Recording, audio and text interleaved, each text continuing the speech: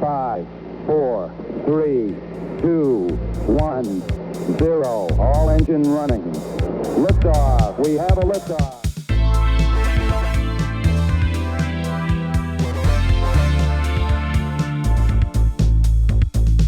You're listening to Tabletop and Beyond with your host, Justin. But before we get started, how was your Geek Week? And co-hosts Dan and Jason. You have to be willing to let the dice help you tell the story. Okay, look, this year I'm going to stop mispronouncing words. Join us as we cover board games to war games and beyond.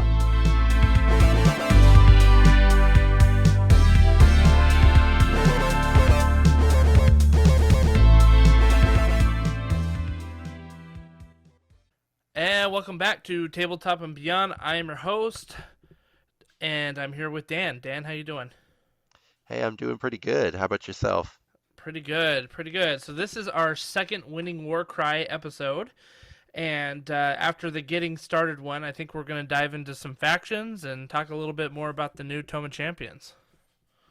Yeah, it sounds good. And for anybody wondering, our wonderful third host, Jason, was laid low by Nurgle this week. He will hopefully be back next month. The grandfather Nurgle came visiting, so you know. They say that when you get cursed by grandfather Nurgle, that you feel blessed by him. I don't think Jason feels so blessed. Well, you don't know it at the time, right? It's That's only right. after that you realize the blessings upon you. That's I- right. That's right. I do love in the lore, like when AOS 2 was happening and everyone was fighting Nagash, Uh-huh. Nurgle would just like walk up and be like, "Hey, fellow good guys, I'm here with you. I'm a life god." Right. Exactly. It's not just death here. It's about Yeah. regrowth. It's the circle of life. Yeah. Yeah, that's good stuff. Yeah. So before we get started, what do you got on your workbench? What have you been working on? All right. So I've got a little thing called Adepticon coming up soon. So I'm realizing I have a few more things to do. So I have to base either my Sylvaneth or my Ironjaws. I still haven't decided what I'm going to do for the narrative event, but either way, Okay. they're all painted, but I never fully based them, so I need to base those. And then I need to paint a Stormfiend, just Oh, interesting. all the Are way you- up from the ground up. It's currently So- gray. Okay, so what? So it sounds like you're competing, or you're doing a couple events, right? A narrative and a competitive. Yep. What do you Yep. bring into both of them? You talked about kind of Ironjaws and Sylvaneth, but let's start with the competitive. What are you taking there? Yeah, so for the competitive, I'm going to bring two forces, and so I'm on the Sunday Mhm. competitive game or tournament, and so I've been playing Skaven a little bit, testing them out, because I had big plans before the Tome of Champions came out. I found the nerfs to Skaven have really brought them back down to earth, but they're still good. Interesting. Okay. Yeah, so I found because basically in my list I've lost an entire Plague Monk, Oh, interesting. which an entire unit, an entire fighter, especially because Plague Monks are pretty solid. Right. An entire fighter is a pretty big blow to take. So Yeah. Skaven is a lot easier to deal with than it was before, but it's still one of the better factions out there. So I think it's going to depend on what the terrain looks like. Okay. I found like if it's red harvest terrain with lots of stuff everywhere and lava pits everywhere, Uh-huh. flying is so important that I wouldn't want to bring a warband that can't fly, so I would just bring my Flesh Eater Courts, Nice. Okay. just to have those two flyers. Yeah. But if the tables aren't super crowded with lots of red harvest terrain, if they're not full of lava pits, then I'll probably try out this Skaven. So, this is the competitive, and you're not required to turn in lists before the tournament starts?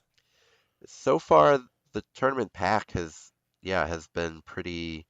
I mean, who knows, right? Maybe we get the tournament pack tomorrow and it says you have to turn them in a week ahead of time. But Right. so far there's been no mention. So as long as that's the case, I'm going to play by that rule, right? And Yeah. bring two war bands and take the one that fits the terrain better. And if they make me choose, then I'll have to do some thinking. Yeah, I think it's kind of interesting, because like if you go to an Age of Sigmar game, obviously like you're turning that list in a week, if not 2 weeks in advance, and that way they can check it over and make sure that it's legal and all that stuff. I guess with Warcry, it's a little bit easier. You can bring your paper that says, "Here's what my warband is," Right, So it's a lot it's kind of simpler. interesting. All they'd have to really do is just make sure that the points line up with whatever's in the TOC instead of what, was Yeah. previous. But other than that, I think it's pretty easy. So I think that might be why. Or it might, like I said before, maybe the tournament pack comes out tomorrow and it says send in your list by such and such date. Who knows? Right. Um, the narrative one, for example, they're asking you to send their lists ahead of time, That's but kind of hilarious. yeah, That's like opposite of what I would think, right? yeah, absolutely. I'm excited for this because I think that this is probably the first big Warcry event ever in the United States.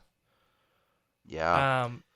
Because I don't think they had Warcry at LVO this last, a tournament at LVO this last go around, and they really didn't have any big ones before the pandemic. Like we're supposed to have a big one at the Nova Open in 2020, but that got canceled.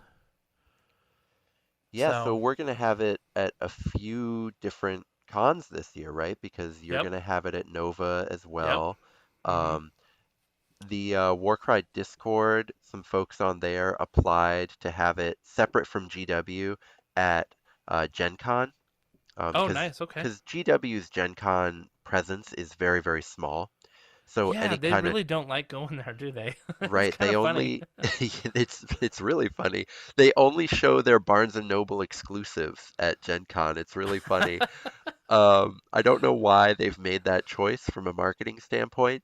So anyway, game that you have to, any GW game you want to play at Gen Con, you've got to apply separately. GW won't organize it for you.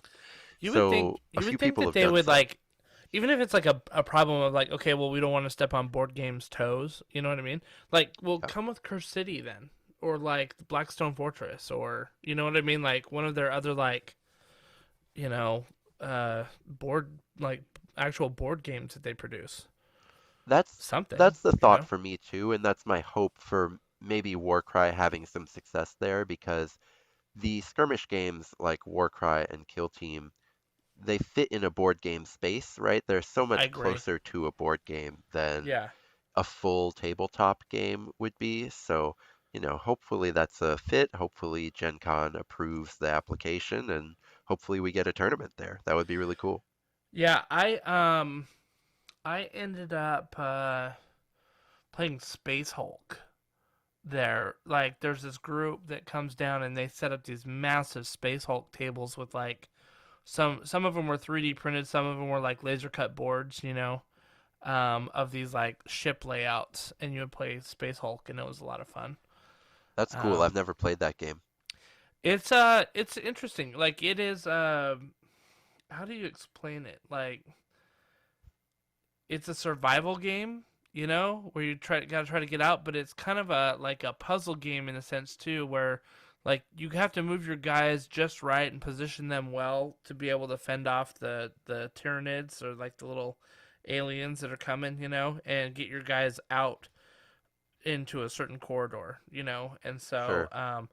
it's a lot of fun. Like obviously it's Space Marines and Tyranids, but it definitely has like an Aliens feel, like the movie. You know what I mean? Because Yeah, these I Tyranids are love that like the movie. yeah, they're like the xenomorphs coming at you, and you're like Space Marines, right? So, Yeah. um, Space Hulk was a lot of fun. The downside is they didn't have a lot of people to really teach you the game, so Jason and I had to kind of like figure it out on our own, which we like figured out by the end, but we probably spent half of our time, trying to figure out exactly how to play it. Well, So, that's perfect. That's perfect for Gen Con because that's the classic board game experience, right? right, yeah. Yeah, exactly. So, yeah, pretty good. Well, I'm excited for your tournament, man. Like, Yeah, me too. And you said you were working on a Sylvaneth army or warband. You haven't painted already. You just need to do the bases, right? Yeah, I painted it almost a year ago, actually. Oh, cool. But I just never based it. So, yeah, Was just this from adding the stuff Warcry to it. box that you got? No, it was a start collecting plus Okay. some other stuff too. I just really like Sylvaneth just as an aesthetic. I would Yeah. never get enough of them for AOS purposes just because they've been, at least as long as I've been painting miniatures, Sylvaneth have been an unplayable meme in AOS. Right. So, Right. but they are, they're very workable in Warcry, so I've enjoyed them several times, and I'm hoping to enjoy them this next weekend. Yeah. Yeah. What is it? The Spite Revenant that can like pop around the board, Yeah. right? Well, the Teleport. Tree Revenant can teleport around the Oh, board. that's The what it is. Spite It's a tree. Revenant has got a net ability, like netters Oh, right. do, Yep. or Yep. yep, and that one's really good. I'm actually not bringing any Spite Revenants because it's a narrative event and nets are both good and the kind of thing where I would worry that a certain type of narrative player would not enjoy that experience of Yeah. having Yeah. Yeah. nets all Yeah. over them. So yeah, I'm I not ended bringing up them. getting the second half of the what was it? The Loon Curse box. So it had like the Oh yeah. Gloomspite Gits on one half, and I ended up with half of like the Sylvaneth half, which was a great half of a box for a warband. Because you got the three Kurnoth Hunters, and then I Yep. got a whole bunch of uh, uh, I got a whole bunch of Spite Revenants that you could turn into either do Tree Revenants or Spite Revenants. So I did 50-50, right? And then you also got the Arch Revenant there in the box as well. So Yeah, that's a that was a perfect great combo. pickup, especially since it ended up costing me like $90 for that half, and I think that the Warcry box itself was going for like 84 on Amazon at the Oh right, time. and that half is just the Warcry box plus an Arch Revenant. Yep, exactly. So That's I ended great. up with like an Arch Revenant for like $6, Nice. something like that. So it was good. It was worth it, definitely. So I'm staring at them right now. They are gray on my shelf, looking at me like, when are you Oh going to paint me? no. I know. Yeah. So So we know for your hobby table this week, we know what you haven't been doing. yeah, exactly, exactly. I am so close to having my Red Harvest terrain all done. Like, I need to pick out just a couple of more details on some of the bobsled, pieces, the sluices, and then finish up kind of the wooden barricades. Which is kind of just I'm gonna paint those real quick with an airbrush, and then do a dry brush on that and call it a day on those. So, like, this week for sure, I'm gonna have the Red Harvest terrain completely done. It's looking really good. I'm really happy with them, but boy, am I ready to be done with it. You know, Yeah, I bet. all that banded metal in, like, I decided to paint it like a brass color, a bronze, Uh-huh. and oh my gosh, it's just way more than you think. You think, oh, this isn't gonna be that bad, but it's like somebody It's was like, everywhere. dude, they're like, dude, this is like this terrain is the Chaos Space Marines of terrain. You know what I mean? Where you've got all that brocaded metal like that's on there and stuff like that. And so I was like, oh man, like this is just this was You ready a for lot some more time consuming. irresponsible rumor mongering? Do Uh, what? Yeah, yes, please. irresponsible rumor mongering, yes. So Chaos Dwarfs, we Uh keep huh. hearing rumors about them. Yeah. My official prediction for Chaos Dwarves is that they are going to be agony to paint. Oh yes, absolutely, Yep. If this absolutely. if this terrain is any indication of what the Chaos Dwarf aesthetic is going to be when they come out, ooh, they are going to be rough to paint. I'll Do you? probably still just get like one box plus one hero to make a Uh Warcry huh. warband, but Yeah. yeah, ooh, I'm anticipating some pain. So I was gonna ask, do you think that they might bring Chaos Dwarves out as like an Underworlds model before, and maybe Warcry before they bring it to full AOS? I mean, it would fit so well, right? Like, I don't want to Yeah. make any predictions about Warcry 2.0 right now with no rumors about it, but the rumors Right. that it's coming this summer, late this summer, are so strong that and and Chaos Dwarves would be a perfect fit, right? Because I Yeah. don't know that I don't know that a Warcry box set without a Chaos Warband would feel like Warcry to me. But I in agree with my that. Yeah. opinion, it feels more like I liked that Catacombs was chaos versus order, and I would love to see like chaos versus destruction or chaos Yep. versus, Yep. the same way that AOS, it's Age of Sigmar, it's always order versus someone else in the big intro boxes, right? Yeah. Yeah. Um, I feel like Warcry should always be chaos versus someone else. I felt like that kind of dynamic in Catacombs was great. And so I would love to see it be Chaos Dwarves versus, and then they give us a K-Knight Shadowstalkers, but for a different group, right? Like Ironjaw's version of K-Knight Shadowstalkers Oh, yeah, or that'd be or kind of cool. OCR Bone Reaper's version of K-Knight Shadowstalkers. That would Yep. be my like wish list for what we could see for that. Who knows what we'll really get. Yeah, that'd be cool. I mean, none of us were expecting the Dark Oath Savagers like in the new box, in the Red Harvest box, right? Right. That kind of came out of nowhere, which is cool. I think they're awesome. Like I love the models, right? Like everybody loves the Conan aesthetic of it. And nobody was just really expecting that. So I could totally see them come out with, like you said, the Canaanite Shadowstalkers version of something else, right? Because you don't see those Shadowstalkers in the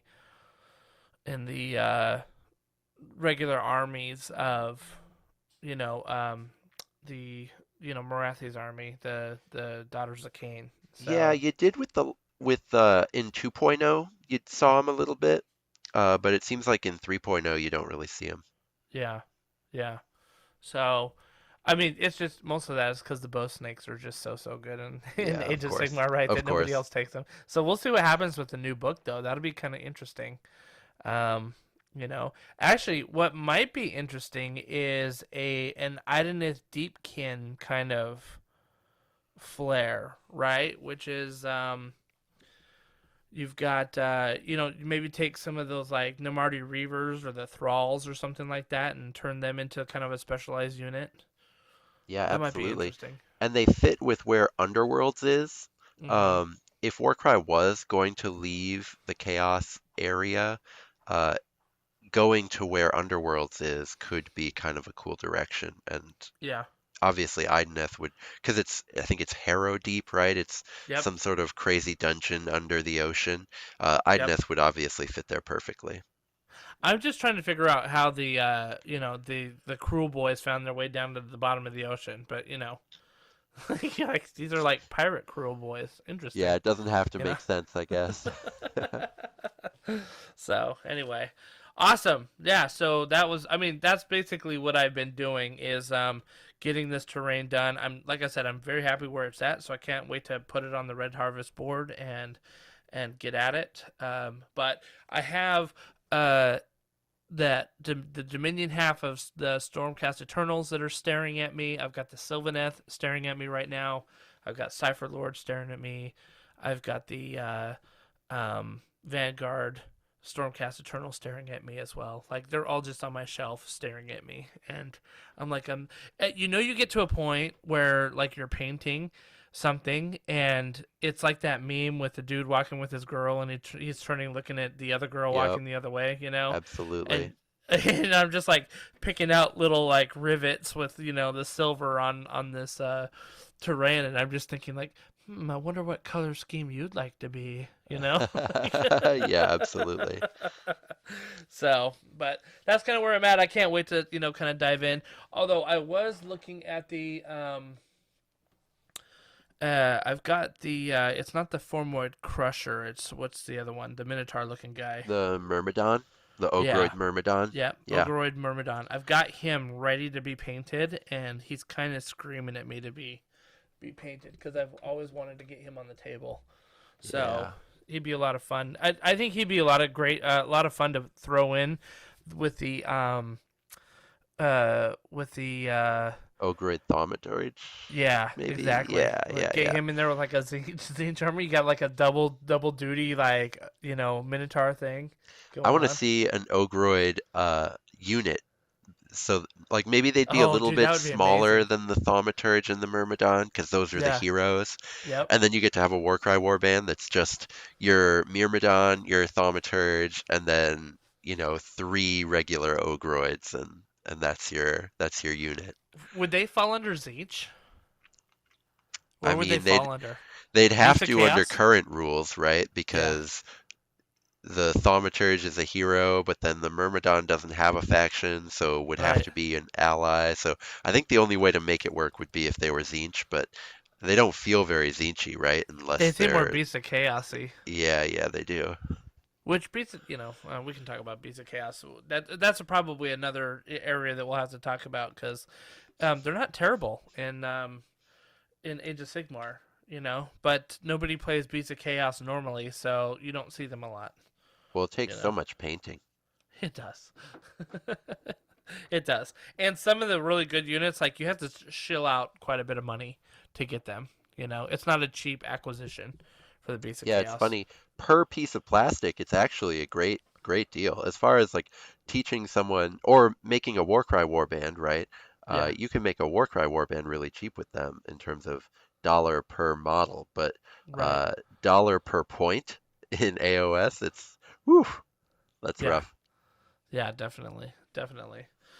Well, we wanted to take this opportunity, and I think every segment for our audience out there that's listening, we want to kind of do a bit of a deep dive into the different factions, and we'll probably jump around the different Grand Alliances. This week, we wanted to do Ogors.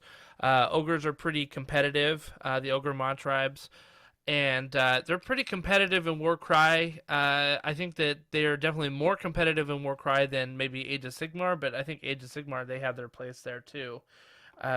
So we wanted to kind of look into what these factions can do, what they're good at, and just kind of give you guys an idea of like if you had them, like how would you play it? So yeah, let's kick it off. Let's talk about some of their units first, right? I think that, Yeah, that's a absolutely. good place to start, like base wise. So I'm Yeah, and pulling let's out my start Harbinger of Destruction book right now.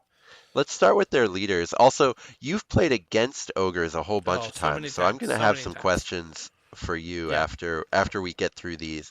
Um, Maybe I don't know if you want to go through every single leader. They've got a huge roster, so we'll be here, they all do. day if we try to cover every unit.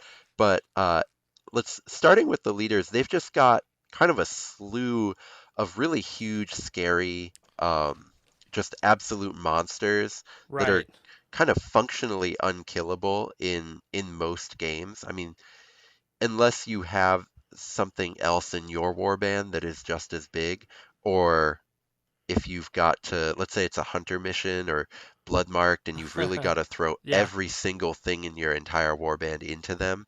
Um, that's sort of one of their sort of calling cards is that their leader tends to be just absolutely massive. So yeah, I'm looking at it. There's 8 leaders here, right?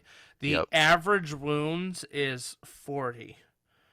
Right, 40 wounds. Actually, Yep. that's like the minimum. There's 6 of them that have 40 wounds, and sorry, 5 of them that have 40 wounds, 3 And of a them few that have have 42, 42. right? Yeah, Yeah. exactly. So it's the butcher, the icebrow hunter, and the Skald that have 42 wounds.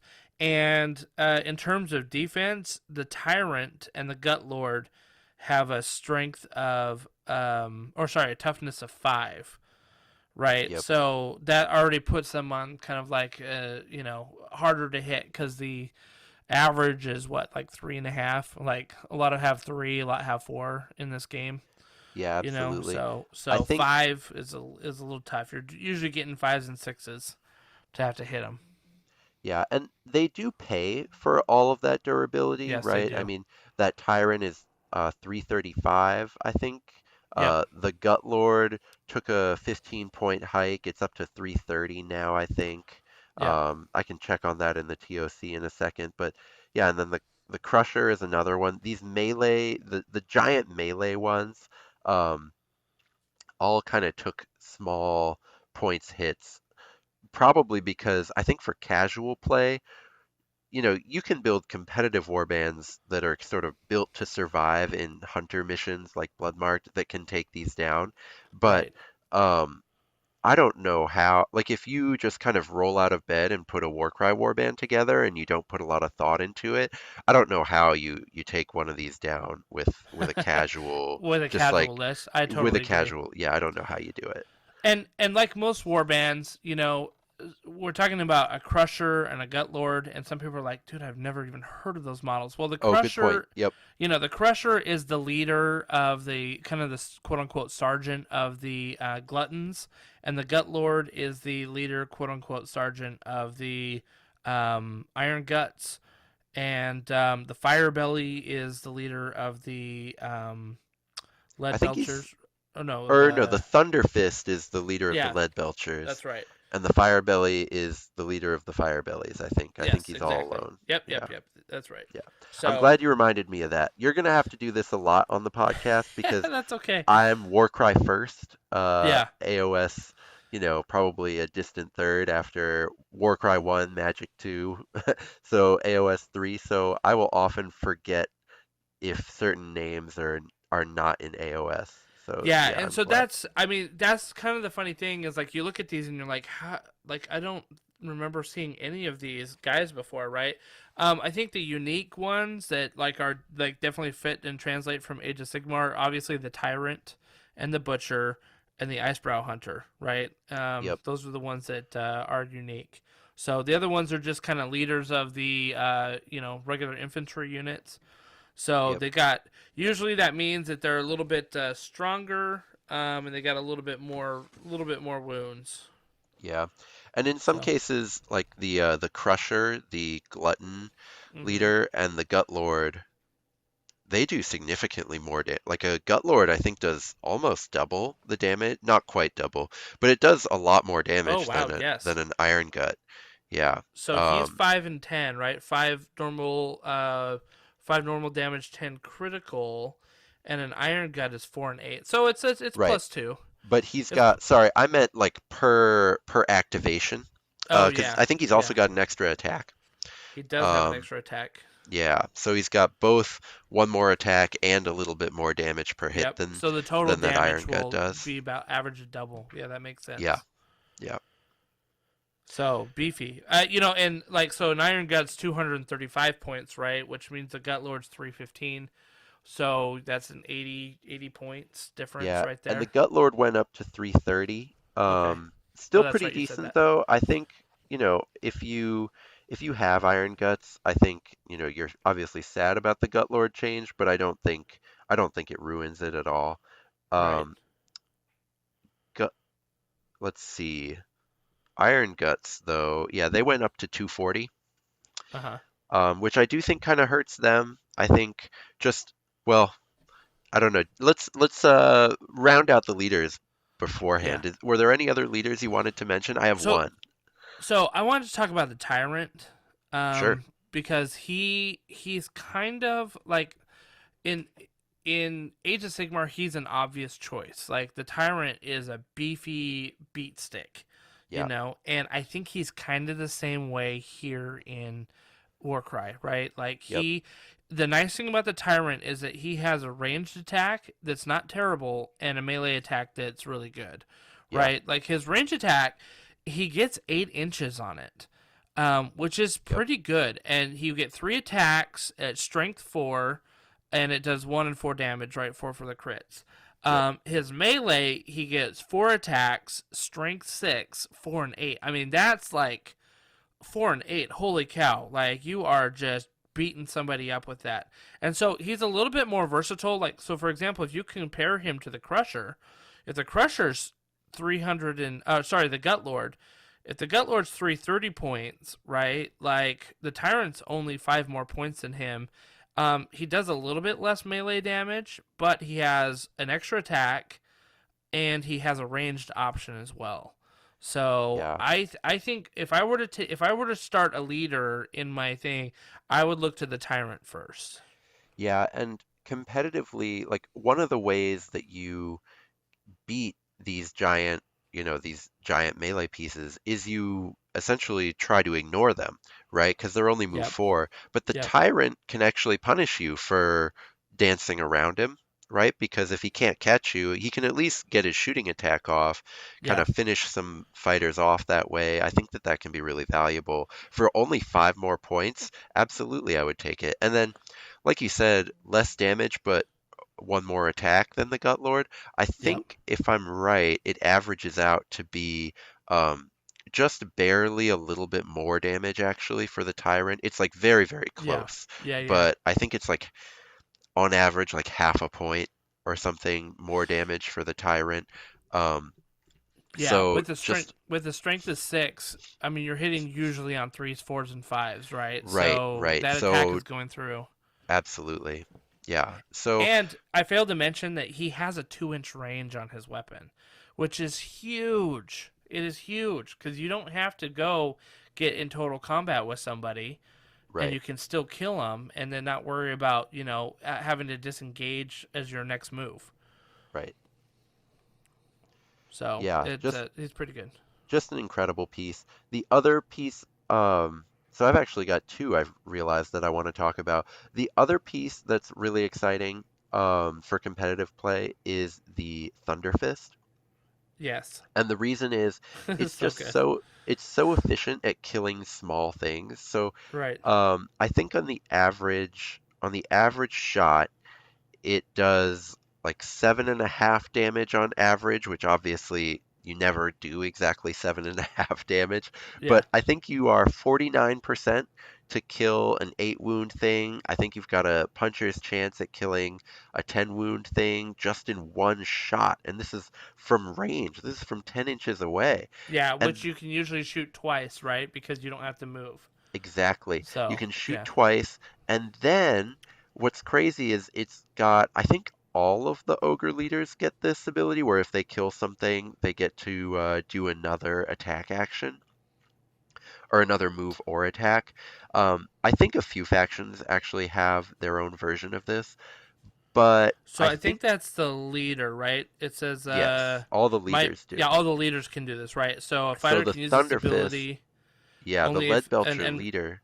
yeah, Oh, go exactly. on if you want to read it out. Yeah, go on. Yeah, sorry. It says a fighter can use this ability only if an enemy fighter has been taken down by an attack action made by them. This activation, this fighter makes a bonus move action or a bonus attack action, which is crazy good. It's very good specifically. So, like I said before, a lot of factions have it, but no other faction has it on a ranged cannon like ogres Yeah, do, right? yeah. Because the Thunder Fist does so much damage, it's so likely to be able to kill stuff. The melee ones are definitely going to kill stuff too, but you have a little bit less control over where, when, and how you kill something. Mm-hmm.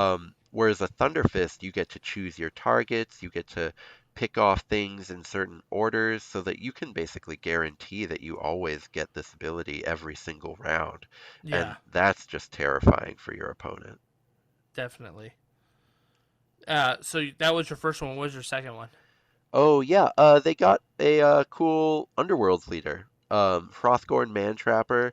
I think Yes. he's a little bit like a downgraded Icebrow Hunter, but the thing that sort of makes up for him is he's got a little friend. I think the friend's name is Quiv, Mm-hmm. and Quiv can let him get a bonus attack, and Oh, that's nice. really good. So yeah, just a nice little, you know, ogres have so many other options. Whatever you're taking, you're leaving home a full warband's worth of great options. And I think this is one Right. of those guys that, sure, if you're going the most competitive you can, you probably wouldn't take him. But if you were just like, we're gonna cut out all of the most competitive ones, the B team of ogres would still be one of the more competitive warbands out there. And yeah, this is just one of those really good B team leaders. So let's get into the actual fighters themselves, right? Yeah, The normal our normal run of the mill fighters. You've got the range of Age of Sigmar that you can pull. You've got guys on Mornfangs, right? The wolves. You've got obviously the gluttons, the iron guts, the lead belchers. You've got nobblers. You've got the icefall yetis. You have the gorgers. And I was looking this up today because I'm like, man eaters, what are those? And I had to actually go to the GW website and look it up, and it's like a special order thing. And Yep. by the way, those man eaters are not cheap. They're $35. There's 3 different models, and there's $35 each. Yep. I was like, wow, okay, no wonder why I don't see those ever because like, And they're they're just not around. in incredibly fragile resin. Yes, exactly. So, yeah, I had to look up those man eaters. I don't think I would take the man eaters, to be honest with you. Same. Same. They got okay shooting and okay, like they're like mediocre at both shooting and melee, right? Like Right. I would rather take a lead belcher that has fantastic, phenomenal shooting, and then like an iron gut or an ogre to like round out my melee. You know? Yeah. For me, the of the ogres, the one I'm high on the most is the glutton that's carrying 2 clubs. I Yes. think that's the one I like the best. Iron Guts, I think, are too feast or famine for me, as Okay. far as that low number of attacks. But if you're Yeah. feeling Just they lucky, only have two. They only have yeah, two. yeah. So if you want to load your dice, then then they're pretty good. Uh, I think the reason, because they often do this with these lower attack, higher like strength and damage profiles, is Uh huh. they just assume you're always going to be using onslaught for them. Right. My problem is that if you don't have Onslaught ready, if you had to use it to run something across the board or do something else, you don't really get as much out of the Iron Gut. It can whiff so often, and these pieces are so expensive. I never want to Yeah. whiff with them. Right. Right. Um. Yeah. I mean, ogres like you got them. Iron guts, lead belchers. They make sense. Nobblers make sense because they're only 45 points, Yeah, and they are amazing at board control and just causing problems. absolutely. And this was my experience. Our Jason plays with the ogres, and he would use these nobblers just to like it's a assassination mission, or even just trying to grab like or it's like a treasure grab type of mission, right?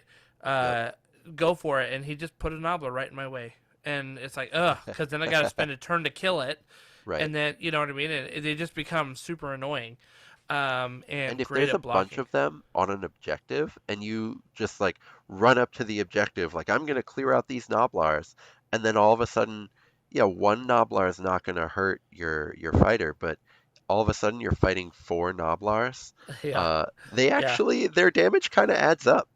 it does. They'll definitely chip away at you, especially if they've got 2 attacks each. Yep. And they get a couple of crits. That's three damage a little crit. So Yeah. Out of a um, 45 they, point fighter, it can feel pretty surprising if it happens. so the ones that I haven't seen too often, I haven't seen like the Mornfane pack ones, Hmm. right? So those are the Yep. ogres on the wolves. I don't know. How do you feel about like mounted units in Warcry in general? Yeah, if it's not catacombs, I have this terrible disease where I just break out in hives if I'm running a mounted unit. It, I've I've had some real troubles. I've had real troubles getting mounted units across the board effectively. Yeah, right. Uh, Because you can't even climb anything with it. you You can't can't climb go. anything. Yeah, You can't go through doorways. right. So you've got to like run around things, and like a little barricade could be in your path, and you're like, yeah, I'm not getting through that. Whereas Exactly. like The your one fighter inch can go tall like a, you know, barricades that yeah, only slow you down 1 inch if you're yeah, just a regular fighter. All of a sudden they're just like they may as well impassable be the Iron terrain. Curtain to a mounted It's unit. Yeah. it's true. It's true. And I mean, yes, high mobility, but like I'd rather put that into a flyer probably somewhere. You know what Yeah. I mean?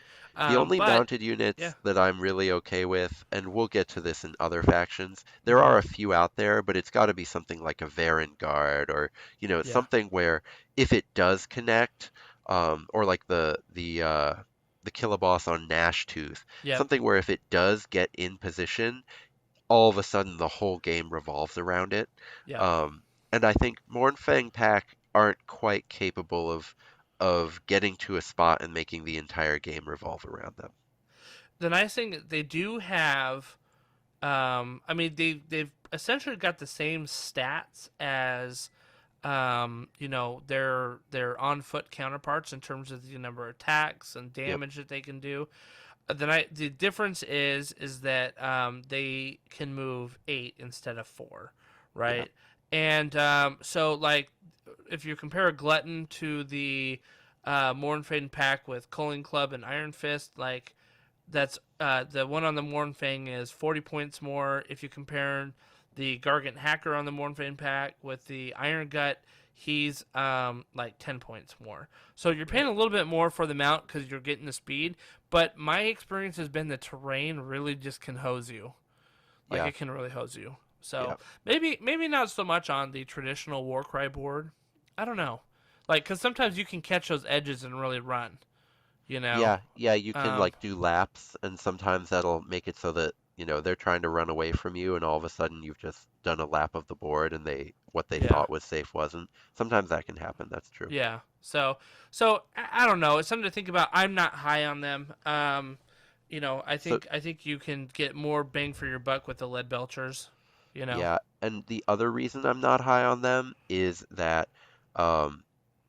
Ogors, rightly or wrongly, they've got these other incredible tools called Frost Sabers and Yetis. Right, exactly. And that's what I was going to say. Are you high on those ones? Yes, I love those ones. And the Gorger, I think all of the slightly smaller, slightly less damage, but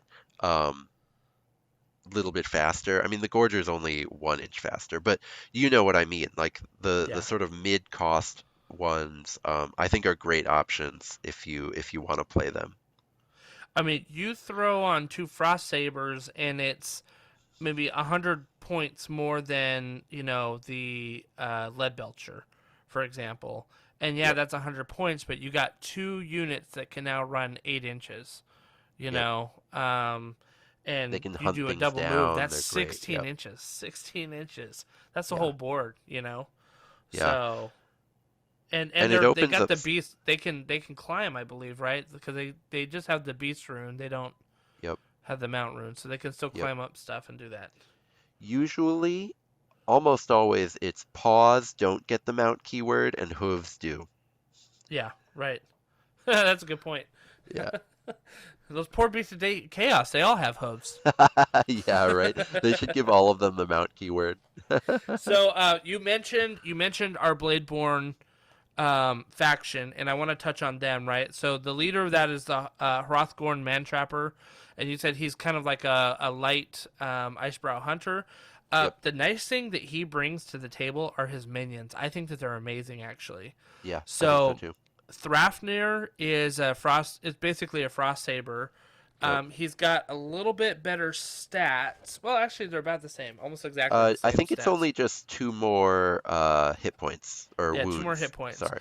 And he's only 5 more points for that, right? So you get that. And then he comes with 3 Noblars, Lugget and Thwack, Bushwacka and Quiv, and they're 65, 40, and 45 points. And again, like we talked about how amazing Noblars can be on here, just in terms of board control and presence, especially if you get those missions that are like, whoever has more fighters in the quadrant. Be able to hide some Noblars like behind some terrain and just have them count, like that is pretty amazing. Yeah, absolutely. And Bushwacka being 5 fewer points than a regular Noblar is like, just why wouldn't you take him? I think the only situation where a regular Noblar does more is specifically against other like toughness 3, toughness 2 fighters. But for the most part, Bushwhack is going to do the same damage, and it's got the same number of wounds. It just costs 5 fewer points. It's amazing. Yeah. And by the way, Hrothgorn's Mantrapper, actually it's Bushwacka's Mantrapper, which is like the bear trap thing. Oh yes, it is so good. Yeah. So it only takes a double for the ability, right? And you pick a point on the within 3 inches of Bushwacka, and then he puts it down. And anytime the first time an enemy fighter gets within that trap. So like you drop that thing on top of an objective. That's perfect, right? So And anytime go ahead. And if you put it in a choke point, Right. it's not just finishes a move, it's moves. So Yes, if their exactly. path takes them through past the trap, Yep. it still deals damage to them. And A lot it's of these kinds of 2d6. effects, yeah, Yeah, 2d6 damage points, which is quite a bit. I mean, that's an average of 7, yeah, So which it is could ridiculous for a double on a 40-point model. Yeah, it's crazy. exactly. I mean, that could totally, that could absolutely kill something that's been injured, Yeah, and that would be a bad day, a real you know. bad day. And Yeah. then Lugget and Thwack also, not necessarily burning down the house everywhere, but like for 20 extra points in your list, I think they're really good. They're, Uh-huh. that four wounds and an extra inch of range because they do a little bit more damage too than a regular Noblar does. Yep. Yep. Um, so I think if you've got 20 points in your list, yeah, why wouldn't you just put Lugget and Thwack in there? Well, and the 2-inch range really helps them. I mean, like that can't be stated enough with these little Noblars, right? Because I've had it to where like I thought I had a killing blow on a Noblar, and I ended up getting 6 damage points, and they're like 8 damage. They got like Yep, 8 wounds or something like that. So, being 2 inches away, that forces a lot of models to have to move and then take one swing. yep, So, I think it's great, very good for 65 points. Like that's a stupid good price, and they have yep, 12 wounds too. yeah, So normally 65 points, you're looking at like a skeleton that's got 8 wounds. yep. So Yeah, they're yeah, very durable at yeah, their points cost. yeah. So if you were to put together your ideal list here, off the top of your head, and I'm not going to hold you to exact points. What are you looking to throw in? So pick a leader, maybe an ally, and some units. What would you Sure. think? So I haven't built a ton of lists with them post TOC points changes yet, Hmm. but I think I'd want to start with a Thunderfist, Yes. um, and then go straight to basically between Frost Saber, Yeti, and Gorger. I would reserve a space for one of them, but I would Okay. just see what the points look like at the end. You know Sure. what I Sure. mean? Yep. Like, I think you absolutely have to have one, but I don't think it Need like three necessarily of them. matters. Right, exactly. And I don't think it necessarily matters which of them you're taking. I think I like the Frost Saber best, but all of them are great. And for extra points, I would absolutely upgrade it to a Gorger or something, or a Yeti. So, but mostly what I'd focus on would be if I wanted a second leader or not. So I might go with a second Thunderfist, I might go with a Tyrant. Um, and then I'd want to flood the board with Noblars. I would want, you know, 5, 6, 7 Noblars. Maybe include Bushwhacker, and then yeah, I would go Bushwhacker and 5 Noblars right away, and then I would Uh-huh. see how many points I've got left, and use it on either Lugget and Thwack, or use it on sort of taking, deciding which of the Gorger, Frost Saber, or Yeti to use, something like Yeah. that. Okay. I would definitely start with a Thunder Fist myself.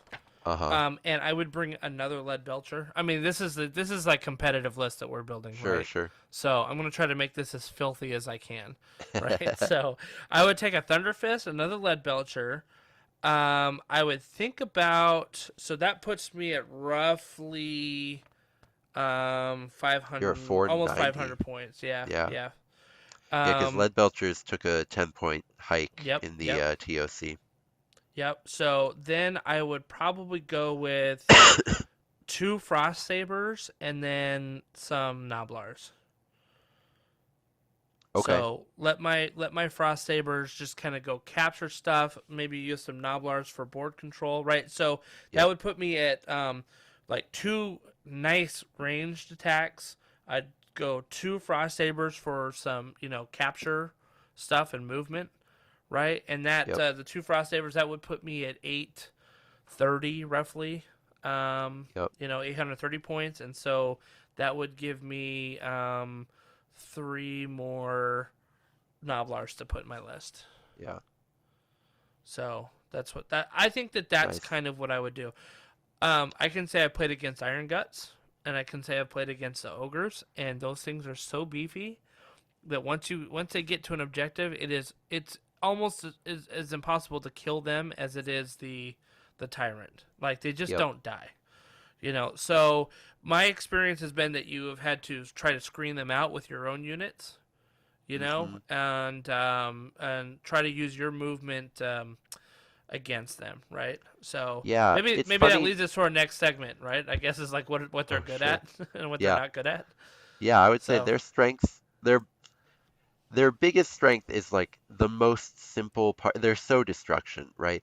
The most yeah, simple part of Warcry, it's like they're good at dealing damage, they're good at taking damage. right. That's Yeah. those are their It's very two thematic, strengths. right? Yeah, Yeah. it's so thematic.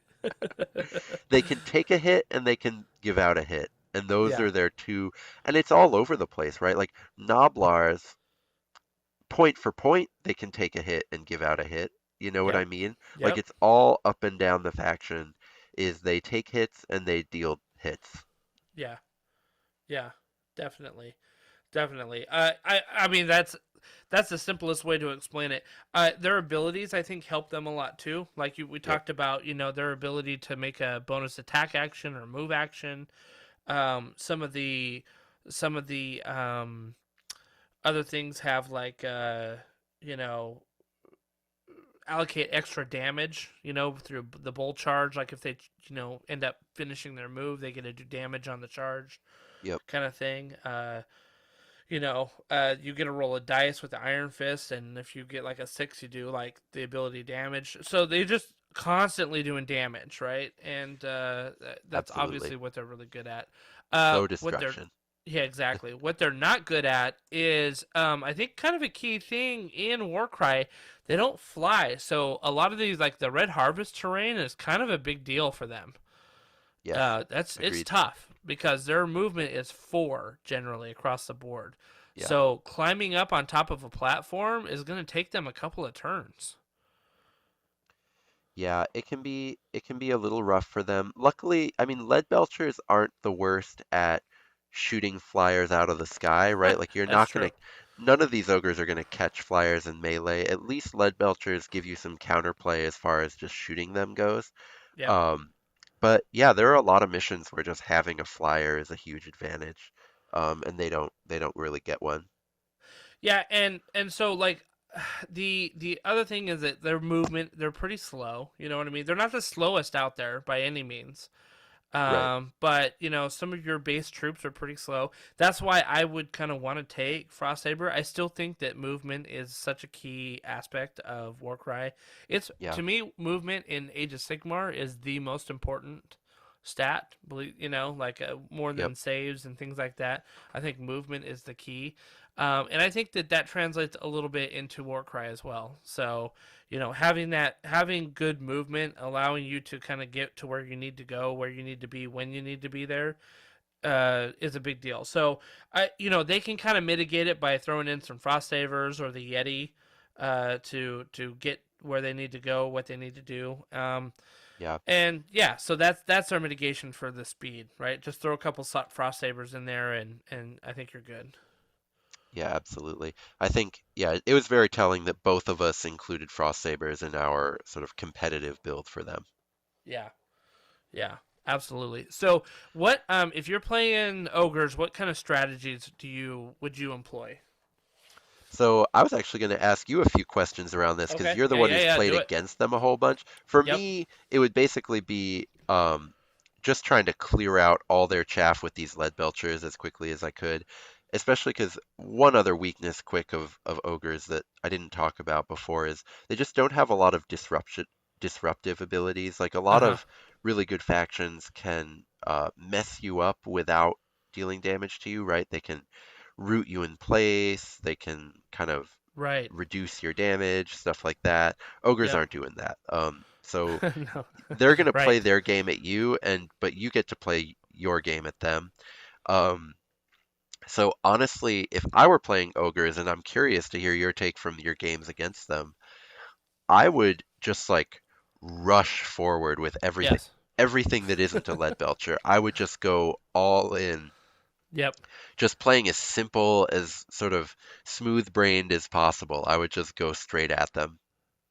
Yeah, I mean that's basically it, right? And I've played against lists where Jason had 2 lead belchers in the list, and I played against lists where he only had 1, right? Sure. And then he had other like gluttons in the list, so he only had like 4 models plus a Noblar or something like that. Uh-huh. Um, and one of them was the Tyrant, and so like a lot of his strategy, I feel like, was try to get the Tyrant into combat with the big things as quickly as possible, Yeah. right? Like don't be Because afraid to double move yep, early because you can take the hit, right? Like exactly, if you overcommit with your glutton or your tyrant or, any of these melee ogres, the big chunkers, they can take the hit because that's one of the scary things about committing with a big piece early is you don't want to get it oh yeah, cleared off the board. But your opponent's probably not going to manage that with your yeah. ogre list. Yeah, and what would happen a lot of times too is that like he would charge the Tyrant and maybe like some of the gluttons up, and then the lead belchers would clear the way, right? So I might have some chaff units up there, maybe not like the hoping that they would be the main targets for and just get in the way of the Tyrant. So like Yeah. if I'm running like a giant rat, yeah, let me get that giant rat in the Tyrant's way so he has to at least deal with that one thing before he comes at my rat ogre or something like Right, which that. is crazy inefficient for that tyrant who can do like 13 damage or, Yeah. 12 damage, but it's on a giant rat. It's like he's wasting 8 damage on it. Yeah, absolutely. Exactly. So that's when I'm playing against him, that's what I'm trying to do right there. However, he gets his guys up quick and hard, and then the lead belchers are like, no, no, no, no, take that giant rat off the board because I'm gonna kill that one and that one and that one, and Yep, then all of a sudden, my packmaster or my rat ogre is exposed right. to the tyrant, and that can be where it gets a little dicey. And that to me was like the whole feeling is like just get them up and start doing carnage as fast as you can, and clear out a lot of the chaff with the lead belchers. Yeah. That makes a lot of sense. That's a great sort of, yeah, that's a great tip for playing playing as them, even though you Yeah. found this out by playing against them. But yeah, Right, target right. priority really matters for ogres. Yeah. What I found when I was playing against them, strategies to play against them, getting up in the grill of the lead belchers was key, right? Okay. So if you can throw one of your chaff units and engage that lead belcher in combat, that really takes away a lot of their abilities. Especially since they can't shoot within 3 inches. Their range is Yep. 3 to 10 inches. So if you really want to try to take down that lead belcher, just get up close fast against them, right? Hmm. You kind of got to do against them with the lead belchers what they're trying to do against you, which is get Sure. in there quickly, right? So Yeah. I think one time I was playing a Stormcast Prosecutor, Yep. and he's got like a freaking 20-inch move or something like that. It might be 12 inches, but he Yeah, can and the go far. prosecutors have legitimate damage output too. Yeah. So I remember flying him in and tying up that lead belcher pretty well. Unfortunately, the Stormcast, they didn't have a lot of models either, and the Tyrant just literally decimated my Liberators. Like there's no hope for those guys. Ogres in particular seem like the worst possible matchup for Stormcast because like Yeah. they've got a lot of Stormcast strengths, right? They've got some of these like super powered elite pieces, Yeah. but just also having one or two Noblars and then most of, well, not all, but a lot of the ogre pieces, their damage doesn't fall off against higher toughness things, right? Like they've Right, got pretty right. good strength, so they can kind of crack the armor of the Stormcast. Yeah. So the one that I beat him with, the faction I beat him with was with my Cruel Boys, actually. Okay. And I had several little Hobgrots. I had the Hobgrot Slitas, right? Right. I had 2 Bolt Boys, and I had the Swamp Collar Shaman, and the Killaboss, like the one on foot. Sure. And Oh, so the and Swamp Collar Shaman, that ability to reduce number of attacks, yes, that re yes, each attack you take away is a lot of damage, that's isn't it? exactly what was happening. As I was reducing that attack, and the Killaboss, he was actually pretty good. Like I mean, he has a strength of 4. Yep. But I was getting some crits, which he does 5 damage, right? So 5 damage on the crits. Hmm. So he wasn't bad, and he's got 28 wounds himself. So he was going toe to toe with some of the gluttons, especially when the shaman was kind of taking away some of those attacks as Yep. well with his stuff, right? And the big thing is that I was able to get those slitas in position and kind of just get a whole bunch of dudes next to the objective, and they were like had cover. So where he had positioned his lead belchers, they had to shoot through cover to get to some of these other guys. So that Oh, was sure. reducing their effectiveness quite a bit. Yeah. Yeah. So And then instead also of hit, Slitta's being able to do a little bit of damage without engaging in melee hmm seems like it would probably be pretty nice against ogres, where you don't want to fight them with things that can't go toe to toe with them. right, yeah. I mean, they've got a range. They've got a melee range. They're little grenade things of 3 to 7, and I mean it doesn't do much, but you get a crit, that's 4 points. And again, like same with Right. the grots, right? They can chip away at some of that damage. So that was the only time that I have beaten him against ogres, right? And I've been messing around with a bunch of different other lists. I played. Let's see, what did I play? I played Nighthaunt against him. I've played Orcs, the Iron Jaws against him. I've played Slaves to Darkness. I've played Nurgle. Like some of these lists aren't very optimized, but we just wanted some variety. Like Yeah. the Nurgle one I have like 4 Plague Drones. Ooh, Um, fun. Okay. yeah. So the cool thing about that is like it's actually I think I beat him on that list. With that list because they had crazy movement. Like they were all over the board. So the ogres just couldn't catch up to them, and they would even get out of range of the lead belchers. These are the demon plague drones, right? Yeah, Yeah. yeah. Yeah, okay. So they were pretty good. Yeah. So I mean, I've just played. We've been playing different things. I think I did beat him, I guess, with the plague drones. And then again with the cruel boys. So that was Cool. a good match there. I came close to beating him with the Iron Jaws one time, and to be fair, I think I could have gone really toe to toe with him because I had a Mega Boss on foot with the Iron Jaws, Yep. and like 3 brutes and like 2 ard boys or something like that. But we pulled the mission where it said, you can only take your shield. Like the dagger and hammer have run away. So whatever's in your shield is on the table, and you Okay. have to survive 3 rounds. Okay. And so it essentially, like, I was at like 40% strength, and he had his whole army, and I'm like, oh my gosh, it was basically like 2 brutes. Yeah. So, but we had the twist card was chaotic beasts. So I was throwing chaotic beasts like at him like crazy, and and the tyrant never ever made it to them, but they just got worn down by the lead belchers, and literally it came down to like the last dice roll of the 3rd round, and if he had gotten like a couple points fewer damage, I would have won. I So, love it when Warcry games come down to that last point of last dice roll. oh man, and Happens here's a the lot. thing. And here's the thing, like people complain sometimes, and I think we should do a show on this, is like some of the mission cards and twists and stuff like that, right? Yep. We should like really dive into that, because what I don't think people realize is that this game is actually way more balanced than you think. I've played a ton of games with a ton of different warbands and scenarios and things like that, and every time I think I'm gonna get absolutely destroyed, it ends up being like one of the closest games that I've had. Yeah.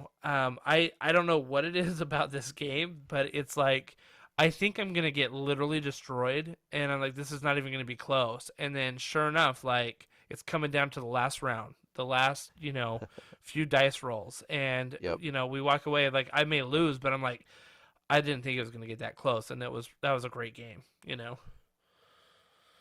Yeah, absolutely. All Yeah, right. but So, good. what do you say about moving to our quote unquote main topic an hour into the pod? Oh yeah, that's Um, great. because I But think, yeah, yeah, I think we'd be doing ourselves a disservice if we didn't talk about the Tome of Champions we at have least to. a little bit. Yeah, I think the Tome of Champions. Um, there's some you get this question a lot. I see this on Facebook all the time, right? Which is, hey guys, I want to start out. What books do I need to have, right? And the answer invariably is get the core rule book. You got to have that one. And what faction are you playing? Get the Grand Alliance book for that at least, right? And Yep. then kind of go from there. I think though that the Tome of Champions 2021 is one that is going to be on that list. You got to have it. I think you have to have it. And not just for the points updates, which you could get from a buddy or something Yeah, like that, right. right? Like I'm if sure there's some Google Doc somewhere that's got all the points updates, right? right, right. Or if you and your friends, like if your friend is really into it and has one. But I think even just holding it just to have for material, there's just so much in I think it's the best Warcry publication to date.